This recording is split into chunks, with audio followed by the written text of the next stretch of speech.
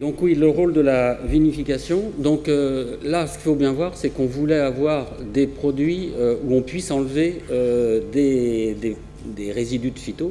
Donc on a fait des programmes de traitement maximisés, toujours dans les règles de dose, mais par contre, on a aussi traité sur des problèmes qu'il n'y avait pas forcément sur la parcelle, et notamment avec les antibotrytis. Donc dans les essais qu'on a fait sur 4 millésimes, on a essentiellement des résultats, on a gardé que les molécules qui justement ont un taux de transfert important et qu'on retrouve donc pour le mildiou, c'est l'iprovalicarbe, le excusez-moi, j'ai des problèmes avec ces petits mots, diméthomorphe. Pour l'idium, tous les produits qu'on a testés en fait sont restés dans des doses non quantifiables.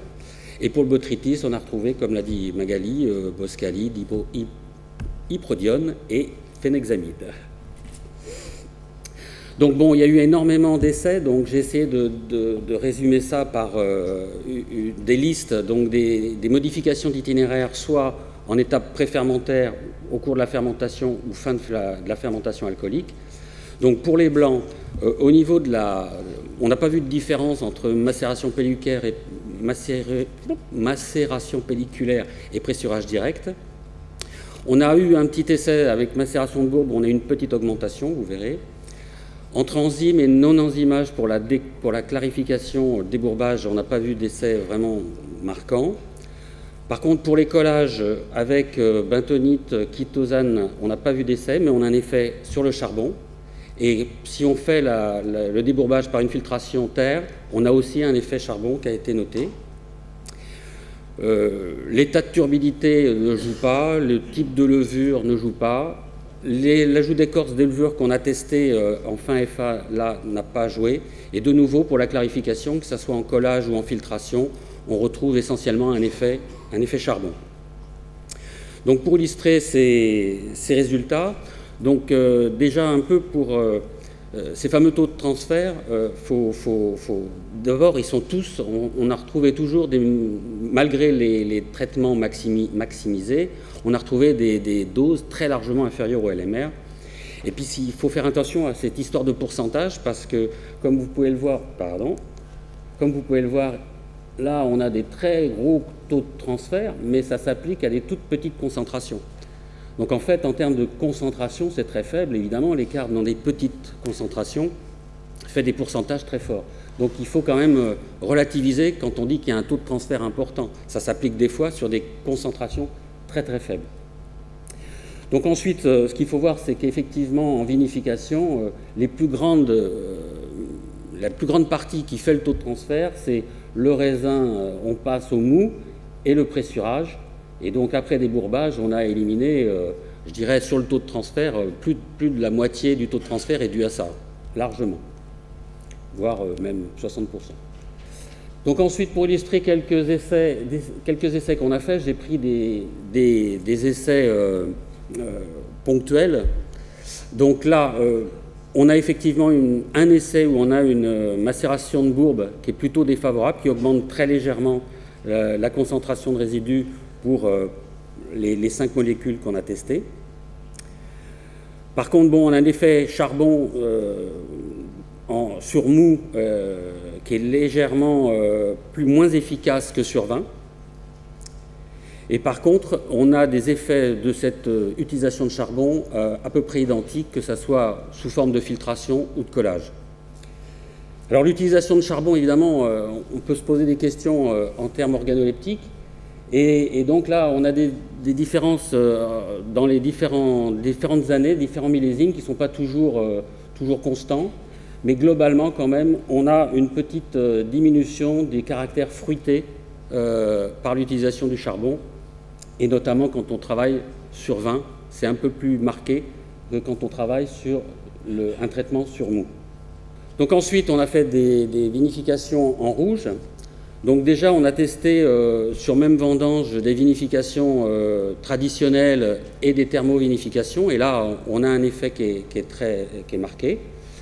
De nouveau, sur les thermos, on a pu faire aussi du débourbage avec ou pas la présence de colle.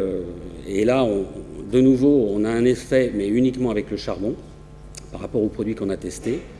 Par contre, niveau de turbidité, niveau souche de levure, pour la vinification traditionnelle, enzyme ou sans enzyme, on n'a pas d'effet. Ajout d'azote, c'est-à-dire fermentation plus ou moins rapide, on n'a pas d'effet. Durée macération, on a un petit effet, on va le revoir.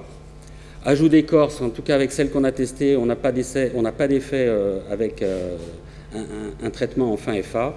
De nouveau, collage ou filtration accompagnée avec des produits, il n'y a pratiquement que le charbon qui permet de baisser un petit peu les résidus. On avait testé un autre procédé qui permet de ne pas traiter directement le vin par un couplage nanofiltration charbon, qui est autorisé pour éliminer les phénols volatiles, par exemple. Mais malheureusement, il faut que les produits passent dans le filtrat. Et le problème, c'est que les fameux produits phyto ne passent pas dans le filtrat. Donc, on n'a pas pu les éliminer par cette méthode. Donc ensuite, les résultats analytiques sur quelques essais. Donc là, de nouveau, en termes de taux de transfert, je mets votre attention entre les taux de transfert importants qui correspondent quand même à des concentrations très faibles.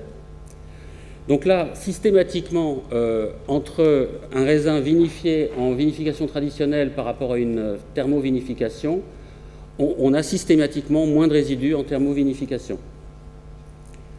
Au niveau de la macération, c'est un peu différent, à savoir que en vinification traditionnelle, on a plutôt une diminution en augmentant la macération, alors que pour les thermovinifications, où on laisse la phase solide, là, on a plutôt une augmentation, et en fait, on revient pratiquement au niveau de ce qu'on avait en vinification traditionnelle. Et ensuite, bon, de nouveau, un effet charbon qui vous permet de voir voilà, ce qu'on peut gagner avec l'utilisation du charbon pour la diminution de la concentration de ces différents produits. Ensuite, oui, au niveau de notre manière de fonctionner, on fait des essais en petite quantité, sur 300 kg.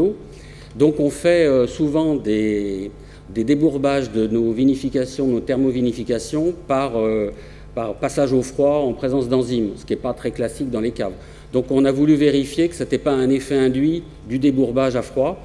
Donc on a réussi à faire, grâce à un petit filtre presse, une comparaison débourbage à froid, filtration sur terre, et on voit que bon, on a vraiment le même type d'effet. Donc on peut conclure par rapport à ça. Ensuite, quand on compare les effets charbon, on a finalement peu d'écart entre, que ce soit en clarification ou en vin fini, l'utilisation du charbon ne donne pas de différence très significative sur la réduction des résidus. Et entre collage ou filtration, on a des résultats aussi très proches. Par contre, évidemment, l'utilisation de charbon sur des vins rouges, on peut se poser la question au niveau de la couleur et des polyphénols. Donc effectivement, que ce soit en vinification traditionnelle ou en vinification en thermovinification, on a une réduction des polyphénols et on a aussi surtout une réduction de l'intensité colorante. Donc bon, c'est important en chiffres, 15%, mais visuellement, c'est assez négligeable. Par contre, dans les dégustations, là aussi, on a montré, alors ce n'est pas toujours significatif, mais on a quand même une petite tendance à une baisse du fruité par l'utilisation des charbons. Mais l'avantage des thermos par rapport aux vinifications traditionnelles en rouge, c'est qu'on peut traiter sur les mous, et donc a priori, c'est quand même plus favorable que de traiter sur vin avec l'utilisation des charbons. Donc pour conclure, il faut bien voir que les possibilités de diminuer la concentration finale en résidus par les choix des itinéraires techniques en vinification sont vraiment très très réduites. La vinification en phase liquide en blanc ou en rouge permet d'avoir des taux de transfert plus faibles dans les vins. La seule possibilité significative de réduction passe par l'utilisation de charbon, soit en collage, soit comme adjuvant de filtration.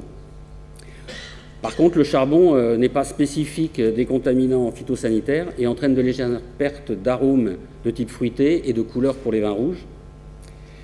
Donc là aussi, il paraît donc plus intéressant d'utiliser les charbons en préfermentaire pour limiter les pertes aromatiques. Et il est sans doute, on va sûrement voir apparaître des nouveaux produits absorbants qui vont avoir des capacités du même type que les charbons, voire des nouveaux matériaux de filtration. Il y en a certains qui sont en cours d'expérimentation actuellement. Je vous remercie. Merci beaucoup.